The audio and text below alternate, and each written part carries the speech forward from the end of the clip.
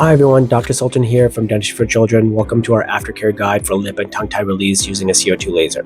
In this video, we'll help walk you through the essential steps to ensure your child's healing process is smooth and successful. Let's get started. Immediately following the procedure, your child may experience some swelling or discomfort. This is normal and part of the healing process. To manage discomfort, apply a cold compress to the area for 5 to 10 minutes at a time as needed. Use the prescribed dosage of over-the-counter pain relievers like infant Tylenol or Motrin if necessary. In the home care instructions we typically email to family members, there is the amount to be given based on body weight. Keep the area clean by avoiding unnecessary contact and ensure proper hydration. Breastfeeding, bottle feeding, or using a pacifier can help with soothing and assisting the healing process. To prevent the tissue from reattaching, it's crucial to perform stretching exercises as instructed. How often to perform the stretches is typically 3 to 4 times daily. The following techniques should be utilized to make sure that there's minimal chance of infection. Wash your hands thoroughly. Use clean fingers to lift the upper lip gently and stretch it outwards for 2 to 3 seconds. For the tongue, place your fingers under the tongue and lift it gently but firmly, holding for 2 to 3 seconds. Avoid performing stretches during the feeding time to prevent negative associations. Remember, these stretches may be uncomfortable for your child, but they are essential for proper healing and function. Feeding plays a vital role in recovery. Breastfeeding or bottle feeding helps keep the tissue mobile and promotes healing. If your child is having difficulty latching or feeding, reach out to your lactation consultant for additional support. Staying consistent with feeding routines will help your child adjust and recover more effectively. During the first few days, you may notice some mild swelling, white or yellowish patches on the healing area, or slight fussiness. These are normal signs of the healing process.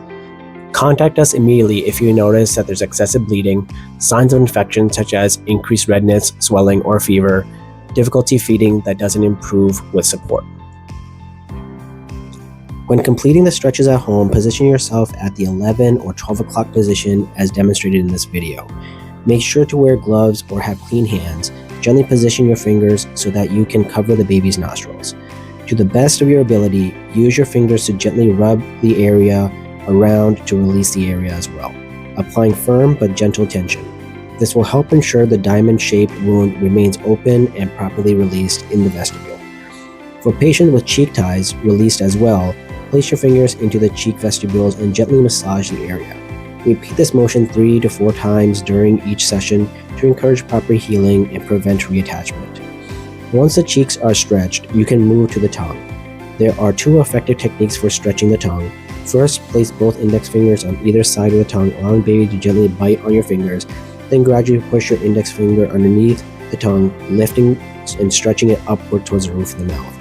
The second approach is using your non-dominant hand to keep the mouth open, and using your dominant hand fingers to stretch the tongue up and keep the diamond open. As you stretch, make sure to keep the baby's mouth open to ensure the stretch is effective. Your goal is to see the diamond under the tongue reopen with every stretch. Gently rub the area to maintain the release and ensure proper healing. Remember, perform these stretches 3 to 4 times per session, and don't be afraid to apply enough tension to get a good stretch. You've got this. Consistent care will make all the difference in your baby's healing journey. We recommend scheduling a follow-up appointment 1 week and 4 weeks after the procedure to monitor healing and address any concerns. Regular communication with your lactation consultant or osteopath can provide additional support during recovery. Thank you for trusting us with your child's care. By following these aftercare steps, you're giving them the best chance for a smooth recovery and improved function. If you have any questions or concerns, please don't hesitate to contact our office. We're here to support you every step of the way. Take care. For questions or concerns and contact, please reach to Dentistry for Children or Orthodontics. Our phone number is 973-338-1383. Visit our website at www.dfcsmiles.com/tongue/tie. Subscribe for more helpful tips.